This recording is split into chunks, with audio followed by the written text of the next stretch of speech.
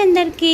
ముందు వీడియోలో చూపించినట్టు నాగుపాము రూపంలో ఏముందో చూసేయండి. ఈ నాగుపాము పొట్టలో లక్ష్మీ నరసింహస్వామి విగ్రహం ఉంటుంది. పాము పైన శ్రీకృష్ణుడి విగ్రహం కూడా కనిపిస్తూ ఉంటుంది. ఇక్కడ ఎంట్రీ టికెట్ 5 రూపీస్. టికెట్ తీసుకొని లోపలికి వెళ్ళాలి. లోపలికి వెళ్ళడానికి స్టెప్స్ రూపంలో న్యూగా కన్స్ట్రక్షన్ చేశారు. ఈ పాము లోపలి నుంచి వెళ్తే వీరన్యకశిపుడు, భక్త ప్రహ్లాదుడు విగ్రహాలు కనిపిస్తాయి. విష్ణుమూర్తి లక్ష్మీ నరసింహస్వామి అవతారంలో వచ్చి వీరన్యకశిపుడిని ఎలా చంపాడో మొత్తం స్టోరీని ఇలా విగ్రహాల రూపంలో మనకు చూపించారు. చాలా న్యూగా కన్స్ట్రక్షన్ చేశారు. చాలా బాగుంది.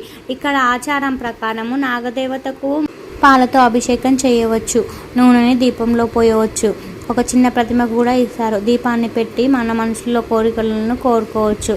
తర్వాత 150 మీటర్ల దూరంలో లక్ష్మీ నరసింహస్వామి టెంపుల్ కనిపిస్తూ ఉంటుంది. ఈ గుట్ట ఎక్కడానికి చాలా స్టెప్స్ ఉంటాయి. పాతకాలంలో బండకే మెట్లను చెక్కారు చూడండి.